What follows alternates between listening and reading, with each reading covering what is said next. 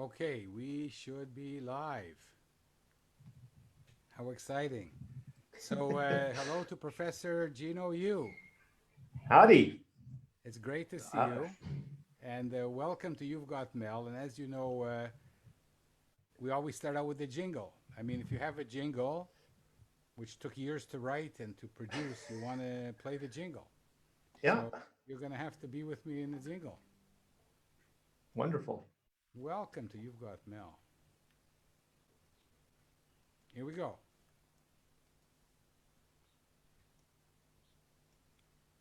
Get a chair, grab a seat, or we'll sweep you off your feet. We move, we groove, you got Mel. Ease your legs, rest a while, all you gotta do is smile. We're swell, can't you tell, you got Mel. When the show begins, you better hold on real tight, or before you know it, you'll be high as a kite. Take a break, settle down, we're the only show in town. SRO, don't you know, you got Mel. Give it up, don't think twice, we're a hurricane on ice. What the hell, give a yell, ring your bell, show and tell. Mademoiselle, give a smell, you got Mel. You've got Mel. And Mel has Professor Gino Yu. So, Gino, start at the beginning. It's great to have you on the show. I haven't seen you in ages. Yeah, And I just say that you are another incredible person that I met through Yossi Vardi yeah. And DLD, and the amazing event. Yossi Vardi. Start at the beginning. You live in Hong Kong, but you grew up in the States. Well,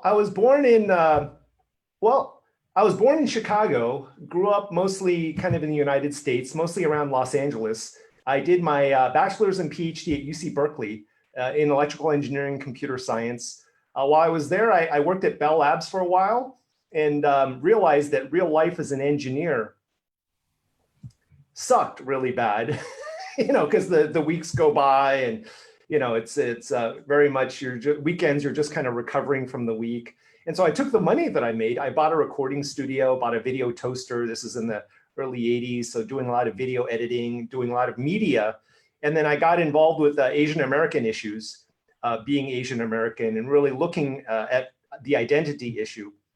Okay, so And a few words about your parents and why you grew up in the States, and you're going so, too so fast here. so We they have were time. both We have time. students.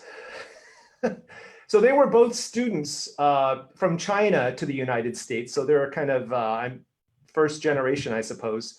And since I, even to this day, we're getting into my own psychotherapy here. Even to this day, my mother will tell you that I was a mistake because they were students at the time. They didn't really mean to start a family so early, and then they had me. I was the first of three. And then even to this day, she'll say, Gino, I didn't mean to have you. You were a mistake, which is kind of harsh to hear, Ac- growing up. And then Actually, yeah. Hold on a second. Hold on a second. yeah. So when you say your parents are from China, which China? Well, so my mother is from Guizhou, which is a province kind of in inner China, and then my dad is from Jiangsu, and we come from a small town outside of Nanjing. In fact, if you look at my Chinese name, which is Yu, which is a very rare form of that, everyone with my last name comes from this one small village outside of Nanjing, and so anyone with that last name is a relative of mine. And it happened from the Yuan dynasty when the Mongols came in. There was a general there. I have kind of features that are kind of Mongolian, and that's entirely on my father's side. And this Mongolian general settled that city or that village, and so we come from that. And then not only that, on my father's side, I'm the sixth generation of academics on my father's side. So I'm kind of in academia as an associate professor. My dad was a professor of nuclear chemistry, his dad, and six generations on, we're kind of in this academic side.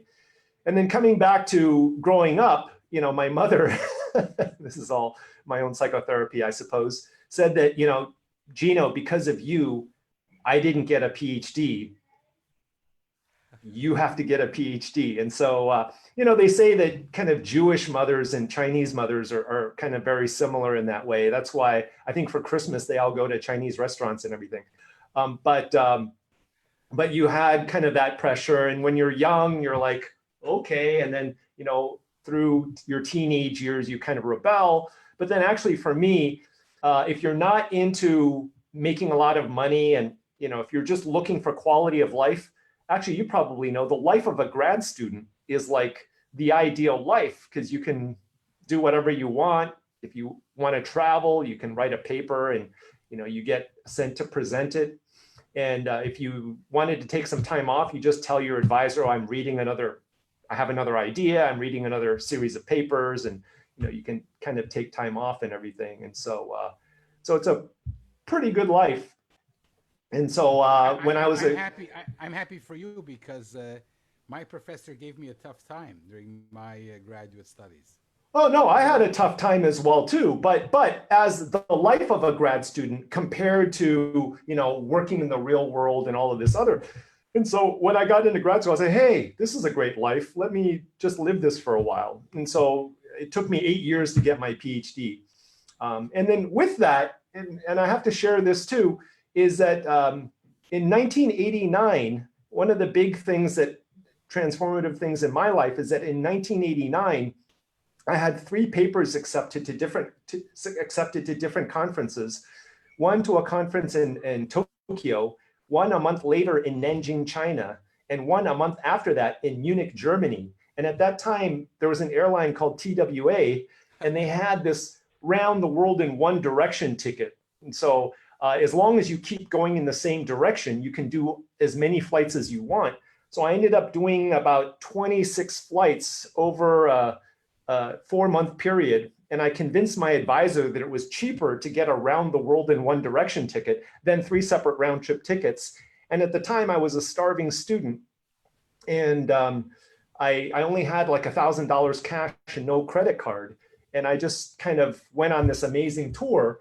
I did about 26 or so flights. I was I went scuba diving in Truk Lagoon in Micronesia. I was in Kyoto, Tokyo. I was in Beijing 2 weeks after the Tiananmen Square incident. Wow. There, it was pretty intense at that time. I was in Kuwait, Abu Dhabi, through Thailand, through Egypt, through Turkey, Greece, Turkey, through Europe, and then up to Scandinavia and back to the United States. And that was very formative for me in 2 regards. One is wherever you went, and this is my first kind of eye-opening kind of trip, is wherever you go, you have different people of different cultures. But if you look at them, if you make eye contact, and even you don't speak the same language, you're able to communicate. And so how is it that people are able to communicate? So that was one thing. And then the second thing that it taught me is that, as you travel, you meet people, things happen. And if you have an open attitude towards it, amazing, magic happens. And so you end up going through all of these amazing, unforeseen, unplannable kind of adventures, and things always work out. And so that kind of, as a practice, kind of as an experience, kind of set these kind of wheels in motion within me that ended up defining kind of the rest of my life.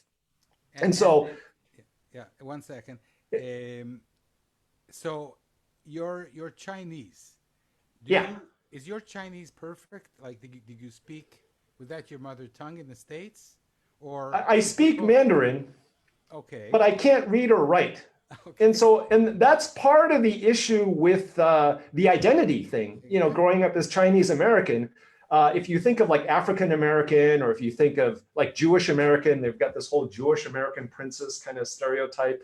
And if you look at like Latinos, they all have their cultures and they have their heroes and their identities. But in Asian American culture, it's very fragmented. Yeah. And the other thing that upset me about it too is that if you look at the way that the especially Asian males are portrayed in the media in the United States, women are very intellectual or sexual and seductive, whereas the men are either kind of kung fu masters or they're nerds, right? And so they kind of emasculated kind of the Asian male, and then it's reflected at the time. I was in the 90s. It was like late 80s. It was the white male to Asian female ratio was like 80% or something like that. but the Asian male to white female percentage was like only like less than 20%. And so kind of this disparity as a teen male kind of growing up in the society. And so I ended up doing a lot of music. I did musical theater as well too. I did the first Asian American rap. And it was very interesting because coming to Hong Kong, and so I did my degree. I taught at US. Gino, slow. Can I hear a few lines from your rap? Well, we could do that, but there's another thing because we can do that, which I'm happy to do. I'll give you a choice because you have your jingle, and I was thinking of kind of starting in on the jingle side. But I think one of the topics we wanted to talk about is the future of education. Okay. And, jumping to my life today is I run a master's in multimedia and entertainment technology program. And so it's like a Y Combinator in a university. And so we're geared towards startups kind of in the digital entertainment area. And we had a center called the Multimedia Innovation Center that also has a song and a rap.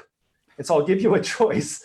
I can do the multimedia education one, or I can do the Asian American one. No, I want the original one, and I'll do it. I want the original Asian American one. Okay. So the Asian American one starts out with "My country 'tis of thee, sweet land of liberty, to thee I sing.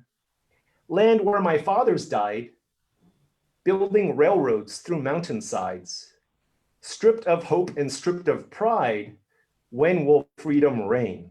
And then it breaks into this disco thing that breaks into this rap that goes, "I was born in the city, my parents Chinese, all through school ridiculed and teased. Chinese, Japanese, dirty knees, look at these. What does Pearl Harbor got to do with me? Applied for college to get a degree. My grades were good, high SATs, but I couldn't get in. Too many like me. You see, they filled their Asian quota already. So I climbed the corporate ladder, invisible ceiling, worked so hard for my empty dreams. Yeah, I got a few cards, but look who's dealing. What good is a car if they won't give you the keys?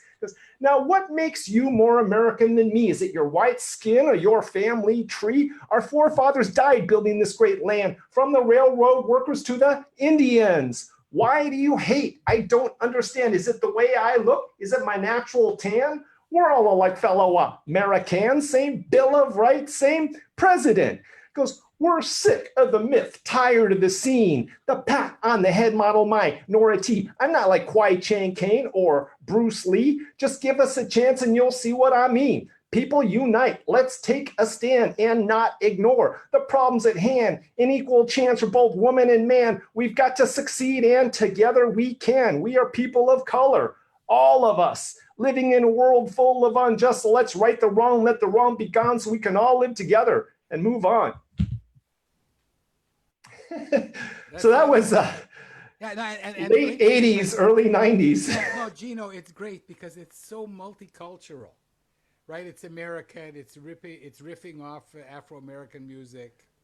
It's Asian. Wow, that's awesome. Yeah. So the other side, I took an Asian. What now? Okay. So my job is, you have so many exciting things to talk about. I'm going to try and. But we want to know how you ended up back in Hong Kong. Well, so I ended up teaching at USC. I helped put a grant together. We got about $8.8 million a year, NSF ERC. I helped to set up the multimedia lab. I had my own lab, and we had a master's program at USC in multimedia in the engineering school. And then partially because of this experience of looking at different cultures and understanding the cultural difference, and you must face this a lot too, between kind of the way that the engineering mindset is and kind of the creative, like artistic mindset. And so in a university, you have a lot of these different departments and these different schools that are kind of siloed. And to do cross-disciplinary collaboration is very difficult because they just talk past each other. It's the same words, but they interpret it very, very differently. And so I had kind of the background across all these different areas. So I was able to help put this grant together. And then I ended up giving a lot of talks. My old boss, the associate dean, became president of USC later on. But I ended up giving a lot of talks, one of which was to this woman who's now my wife. And so I kind of moved to Hong Kong, and then I founded a multimedia lab at the Hong Kong University of Science and Technology. I was a visiting faculty there for a couple of years. And then I founded this multimedia program at the Hong Kong Polytechnic. So I've been married. I've been here for about 25 years or so, and then a little less than that perhaps. And then we have 4 kids. My oldest son is studying computer science now at Johns Hopkins, although he's doing it remotely here. My daughter got into UC Berkeley. She's in architecture. And then I have another son at Blair Academy in a kind of boarding school in the US. And then my youngest daughter is here. So we have 2 boys and 2 girls. So, it sounds like, you're Jewish because I said, I have 4 kids. They're all my sons at Johns Hopkins. This is like a conversation I'd have with a Jewish guy. How important education is to Asian people and to Jews. Yeah. It's all about education. Well, not only that, it's a filial piety thing as well, too. And so respecting the elders and the traditions. I live in a community here. We have a place, and then my wife's family, every Sunday we get together for dinner and everything, or usually lunch. You married a good Asian girl. Yeah, there's pictures of us, 20 years ago. I know. You didn't marry outside the tribe, as we say. Well, we're different, and our cultures are very different. She grew up kind of in Hong Kong, and so and a bit of it is a challenge as well too. My son puts it best. My younger son says, I have a Hong Kong mom, and they're known for being these kind of tiger moms, kind of in an American dad who arguably is more aloof. And and for us, when we were young, we'd go out in the backyard, we'd goof off, hang out with friends and everything. But here in Hong Kong, it's like 9 a.m. to 9 p.m. They have tutoring sessions, music, and it's different. But we're able to come together, and you probably know this. Anyone that's married for a long period of time, there's this happy wife, happy life philosophy that's kind of very important. But sometimes the happy wife is at quite a cost. But we're not going to go there right now because our wives might be watching. It ties into a theme that you have as well too. I notice a lot of the recurring theme that you have in a lot of your talks is around happiness and kind of the pursuit of happiness, and really looking at purpose and looking at what is it that I'm people saying happy. So I agree with you. I agree with you that one of the secrets to happiness is making your wife happy, no matter how miserable it makes you. Well, but then where is that misery coming from? And so part of what we look at, just to take a little bit of a pivot back to the story, is this exploration of what is the commonality in man. So everyone's born, everyone dies, and while you're alive, you have to deal with yourself, right? And so and if you look at that and really explore that's kind of, and you start looking at the fundamental commonalities, that inquiry in a very deep way led into the main area that I'm in. So my PhD is actually in VLSI CAD, writing software to design hardware. And then this middle part, I got into multimedia and digital entertainment, which is kind of my day job still. But then my work for the last 15 years or so, I do research in consciousness, in phenomenology and neurophysiology. So really understanding kind of the mind-body problem and what is the relationship between kind of the stories that drive us, which, you've interviewed many people related to purpose and developmental psychology and everything, which ties into education, which is, we have some time, the topical agenda, and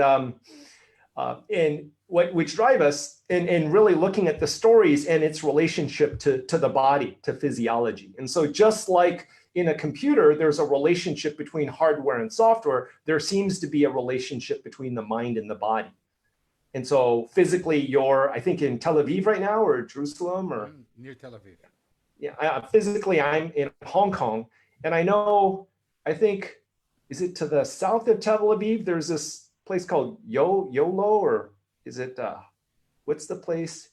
Jaffa? No, there's, Jaffa, yeah, uh, Yaffo. yeah, Yaffo, yeah. And so if I mention Yaffo, by the water there, and there's like an old fort or something there, I think I visited it once, and you know what I mean, are there certain neurons in my brain that are now wired like yours? So what's the relationship between this mental space where we're at kind of in this conversation and the physical body? And so really, again, looking at it, from an engineering, hardware, software perspective, what is that relationship? Because arguably, it's like a magnet where I have like neurons with dipoles that are headed in the direction of your dipoles.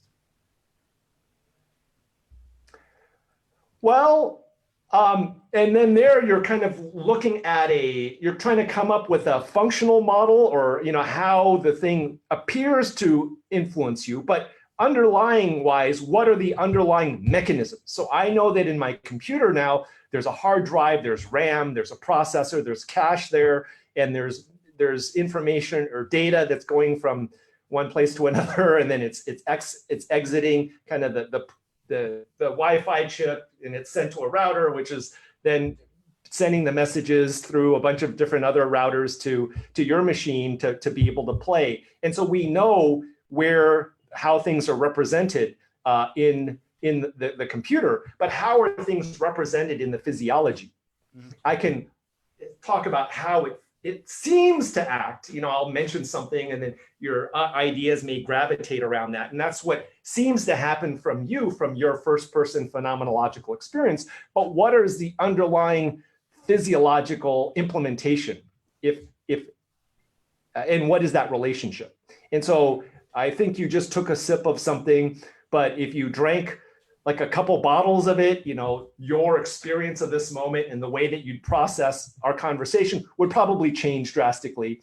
Or, if you took psychedelics or something like that, so somehow Gino, things in the material world. I'm going to disappoint you. I'm drinking water right now.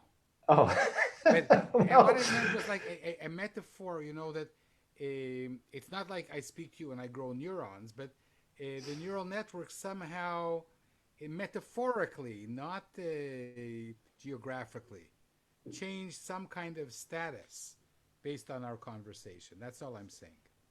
Yeah, and then so how does that happen? And then how do things that happen in this way influence your memory? And so I saw one of your earlier talks with what's his Hood? Was it name Bruce Hood? Professor yeah, Bruce and Hood. then he's talking about memory and 9/11, certain things you remember, other things you don't. There are other people that have autobiographical memory. You say, hey, in 2011, like people like Mary Lou Henner, who's been known to have this. If you say to her, hey, 2011, May 12th, what did you have for lunch? She'll just kind of pull that out, and you're like, whoa, how could you do that? And so different people are wired differently that give them these kind of abilities, which is very, very interesting. And so there it's kind of looking. For me, because I'm not in this area of research, because I wasn't accepted as a graduate student because my marks weren't good enough. We can talk about that. Excuse me, that's not Corona. It's intriguing at a level, because one of the things Bruce said in his talk is that we have very poor memory for the way things actually were. So we're constantly creating memory. And I was at a Leonard Cohen event in 1972, and it was crazy. He went off stage in the middle, and I was amazed to find out 3 years ago that a video exists. And I remembered it the way it happened. And I found that to be very strange. You know what I mean? Yeah. No, it was a memorable moment. For me, it was, were you at the TED where the last TED in Monterey?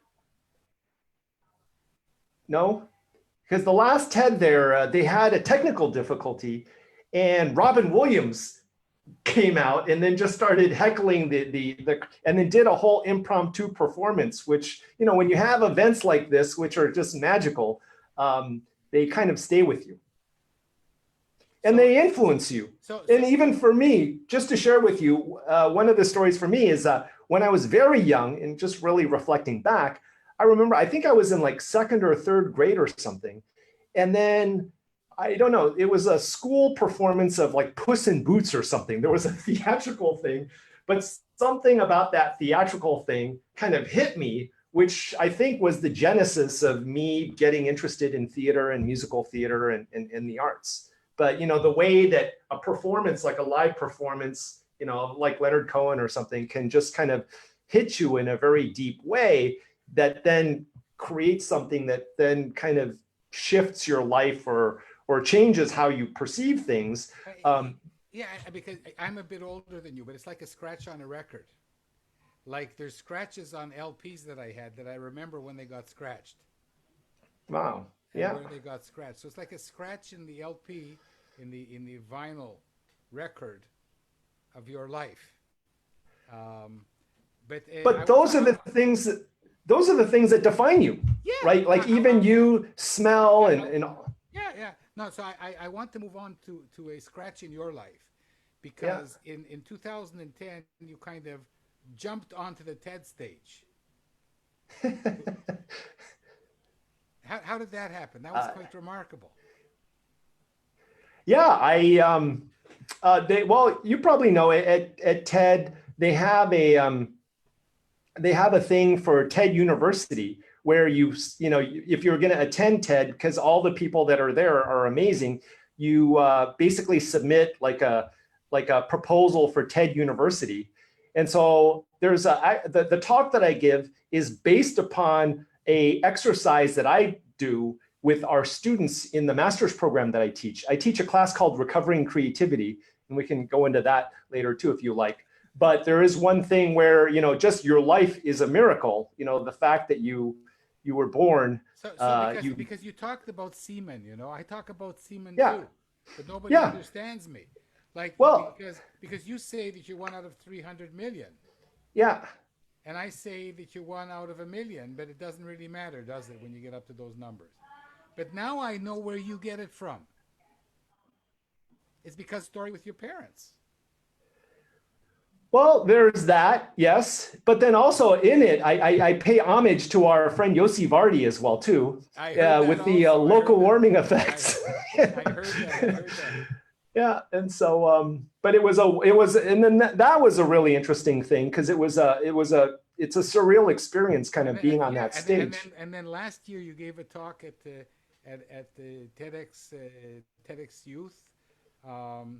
I think it was at a school that your son studies at. Yeah. That was an incredible talk. Oh, thank you. And you said something that I want to, because we can't go into everything today, Gino. I'll have to have you back. So I have to pick and choose the cherries on the icing of the whipped cream. So you said in the talk that you're 54, so now you're 55. 56 now. Oh, okay. So the talk is 2 years old. Okay. Yeah. You're 56, and you have to retire when you're 60. Yep. And that you look at life as having to, you know, like having to get things done in time. I found that very powerful. I'm going to put the link to that talk beneath this because it's a very powerful talk.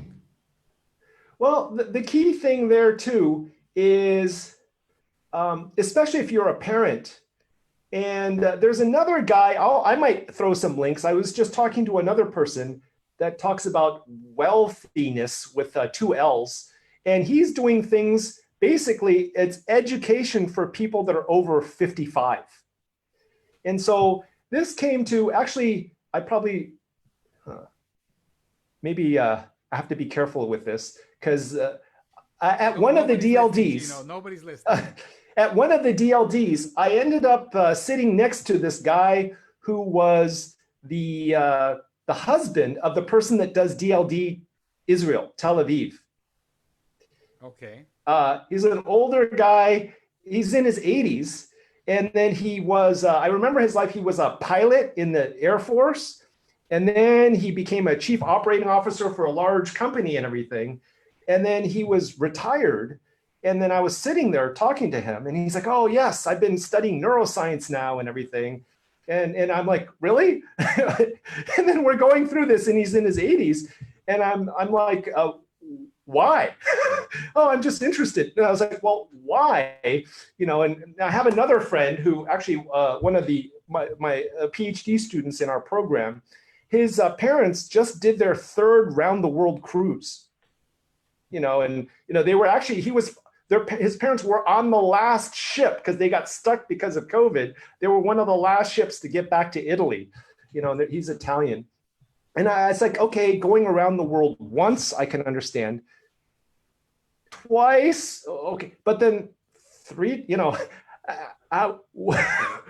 and so even though, this guy was older than me, he was in his 80s, it's like, what is it you really want to do with your life, right? Especially now, given all of the problems of the world today, and you probably know in the Middle East, there are more problems than most other places around the world. I don't think that our problems are greater than the problems in Hong Kong, by the way. Well, everybody has their own problems, right?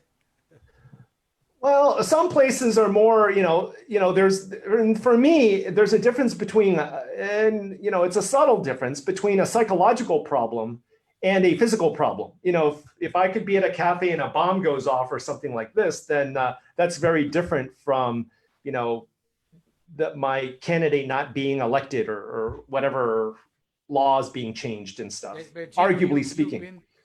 You've been to Israel. Yeah. Things here for the past 15 years have been relatively quiet. Yeah. And we have police on the streets now because of COVID. Yeah. We have serious problems basically with the Palestinians. We're not going to get into this right now. I have an interview tomorrow.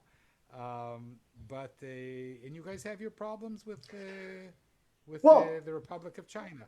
Let's not get into this.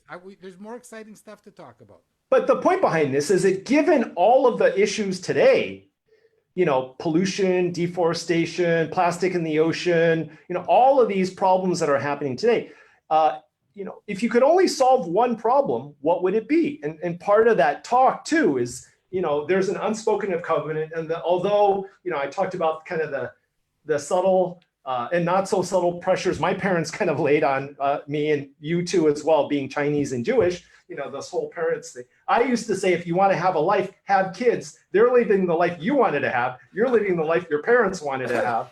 And so we have that's called tradition, right?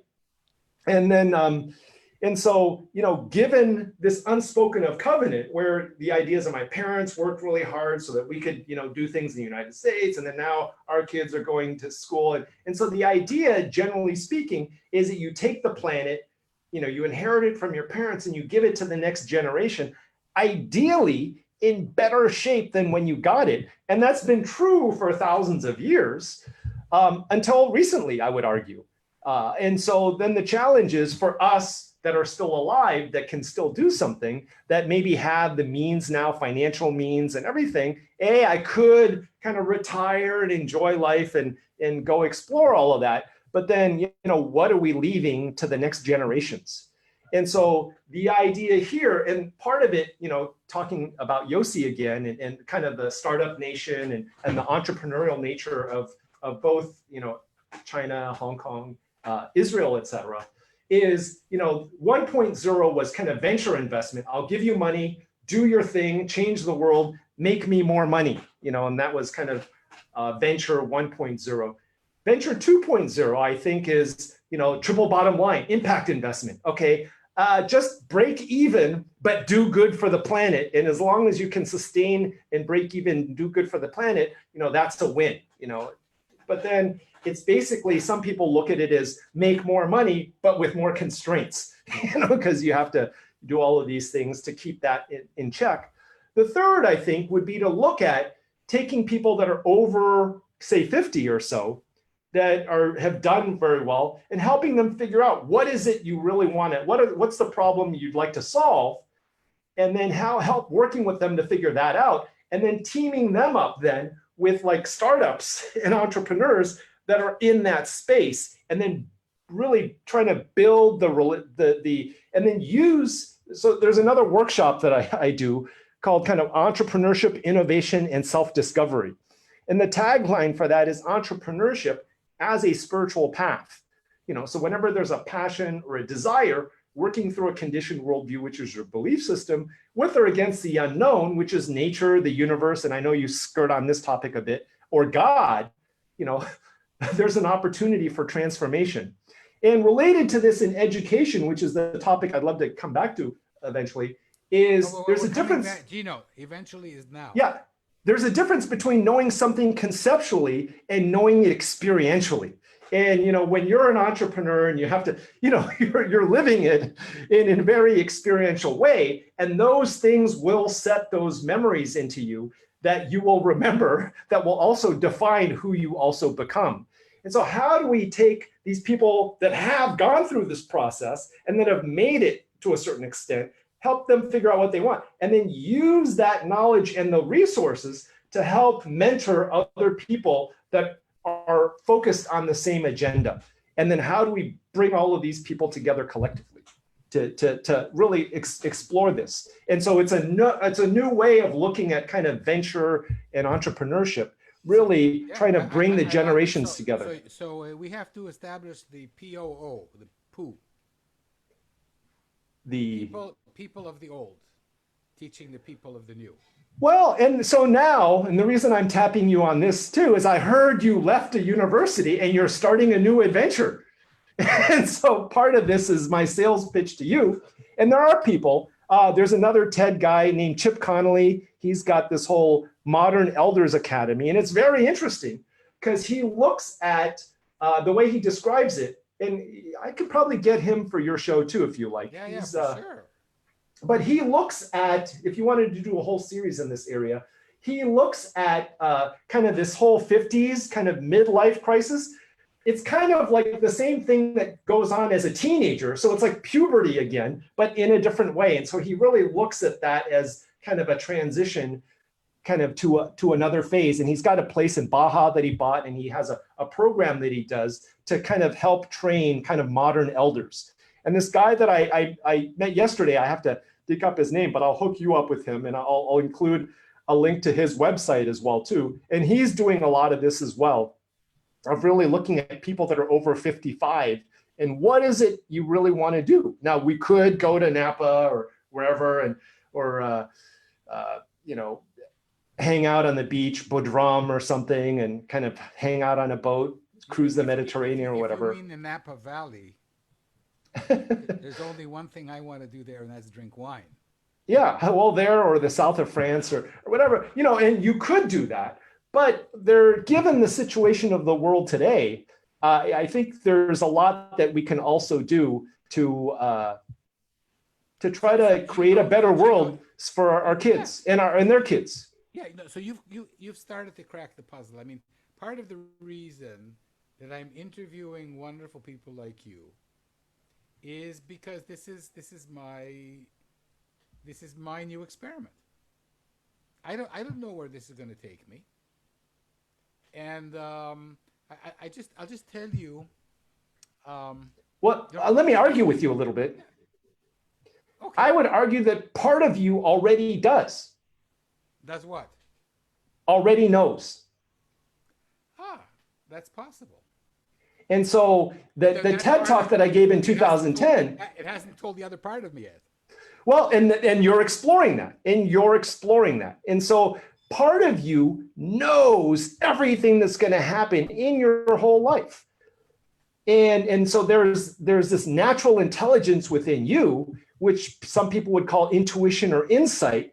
And, there are a lot of times you probably know in your life too, throughout your career, where, hey, everything logical says do this, but then, something in me says I should do this. And I don't know why, but I'm just going to do this. And, a lot of times that gets people into trouble. I shouldn't have gone out last night. What was I thinking? And arguably, and it's just sensations in physiology that the conscious mind is trying to process and to understand. But then other things for you that are reflective and thoughtful, it's like, hey, I want to discover this. Let me, I mean, this kind of is school for you, right? Let me find people, let me find new ideas, and let's see what shows up and see what resonates with me. And whatever resonates with me, I will explore that in a very earnest and reverent way. And as you live your life in that way, then you start developing a deeper connection to intuition and insight, knowing without knowing how you know.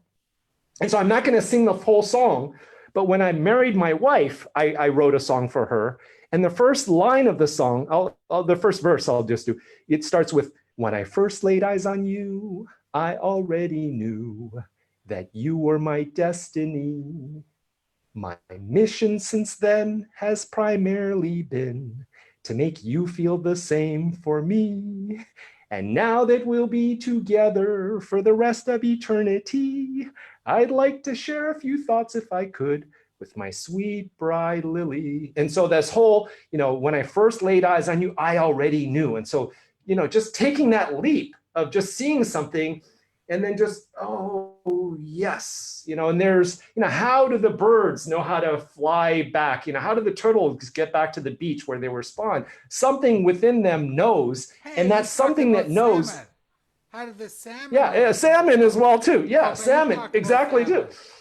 Yeah, and that knowing is also within you. And so part of this process is an uncovering of that and really exploring you and your relationship with this. And that's what everyone is doing. So a couple of things. First of all, a lot of it is the exploring. Yeah.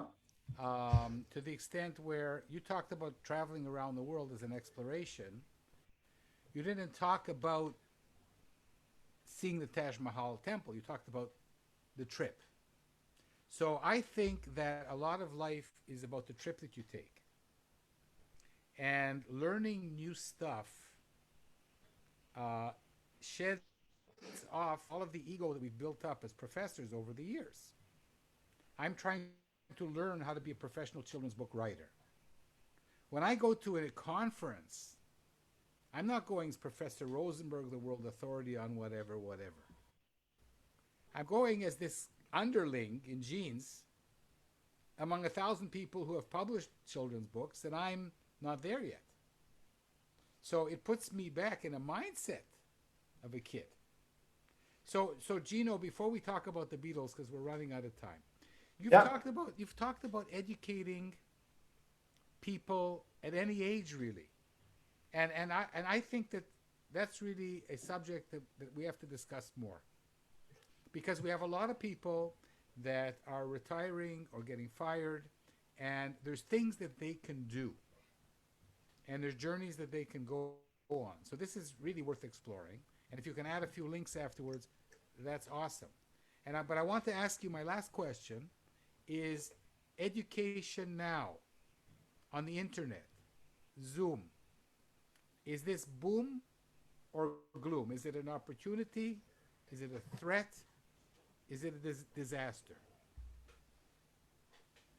Well, right now, so the university that I teach at, the Hong Kong Polytechnic University, was ground zero for the protests in Hong Kong. The one that was shut down because of fires and everything, that was our school. And so it was interesting. And unfortunately, since last November, up until I think we met once in June or July, because then COVID hit right after. But this last year's cohort, the 2019 to 2020, most of it was done online. And we went to Zoom, and we found Zoom very unfulfilling. And so what we started exploring, what I started exploring, and what with Oded, who rehooked us up, in on Facebook, and the way I met him was through in VR. I met him. Burning Man happened in virtual reality, and as soon as I put that headset on, I actually spent about 2 weeks just doing all of the different religious groups to Alcoholics Anonymous to stand-up comedy. There are all these things that are happening in VR, and I was just kind of looking at how do people engage. And through that experience, it gave me confidence to explore using that in education. And so this year's cohort, all of our students are required to have VR headsets, and we have a whole campus and everything that we're doing in VR, and we're exploring all of this. Two things. One is really looking at education and how do you build community using things like Zoom. The other thing that I threw at you, we don't have time to look at it today, is Topia, which allows us to walk around and build community. Things like we'll try this when I get the hang of it. Yeah, with like Discord and with Slack and these kind of tools. How do we bring all of these together to form connection and to build community, and also kind of build community among the students, and then also deliver education and create a transformative educational experiences. And so this is something that we're starting to investigate. And right now, all of our students are back in Hong Kong. We're actually meeting face-to-face again. Hong Kong is in single digits right now for COVID. And so we're able to meet face-to-face again, but we're doing face-to-face and combination of like things like Topias and things like VR to look at what works and what doesn't. And then we've kind of looking at, and this may be an interesting thing for you as well too, we're looking at kind of defining a new genre of startup in area, which I call the experiential services economy, where can we do verticals that are service companies that are doing things in an experiential way with these technologies? So can we do, what would psychotherapy be like, with this? Or what would, different tutoring education? Or, can I then create world experiences to create an experiential learning for students that are guided in a way? In this way, a lot of places right now, like, I don't know, parts of Israel, but I know in places like Bali, I was talking to some people in Cape Cocker and Belize, where their whole economies are wiped out because there's no tourism. And so how do we then, with these online environments, you can actually have people delivering service and earning an income, remotely, wherever they're located. And so we're kind of looking at these experiential services economies that are new and emerging, inspiring our students to kind of explore this and create. And then for us, we're really exploring 1.0s with the students here. Can we use VR and these technologies to supplement what's going on, our education? Gino, and then can we deliver a whole curriculum with faculty from all around the world, with students from around the world, entirely in an online way that creates a compelling experience? And we're just at the starting stage of really looking at that, exploring that. And then we've got students. Yeah, I think it'll be a couple of years before the headsets kick in all over the world. In the meantime, can Zoom become a meaningful, experiential education to replace, meanwhile, online teaching? In one sentence. Difficult. Very difficult. Especially, well, even at the university level, like my daughter right now, my daughter and son are both in Hong Kong. They're, there's the time difference and everything, but now you can see me, but if I do this, you all of a sudden can't see me. You don't even know if I'm here or not, right? And so a lot of the students, you don't even know whether they're there or whether you're dealing with a browser behind. Now the thing is, in VR, I can actually see where you're looking if something happens, and we have a sense of assured environment and presence. I can't argue with you about VR because I haven't gone inside yet. Yeah. So this is Mel before VR. I will get a headset and I will test all these new waters, and then we can have another conversation about it. But for the next year or two or three, most education systems are going to use Zoom, and I'm going to argue that Zoom can be better than frontal teaching. But we'll have this discussion another time because we're running out of time. And now we come to the Beatles. You're a musician. Well, I've sung a bunch of songs for you already. So I guess for mine, I'll choose Strawberry Fields. Wonderful. But now you have to sing it a bit, Okay. Let me take you down, 'cause I'm going to Strawberry Fields. Nothing is real and nothing to get hung about. Strawberry fields forever. Wonderful. So, Professor Gino Yu, one of the things that this terrible virus has done is brought us right side by side on laptops everywhere. So, Yeah. from Israel to Hong Kong, sending you a lot of virtual and real love, and thank you very much for being on You've Got Mel. All right, thanks. Same team. Keep up the good care, my work. friend. Take up. Thank you. Take care.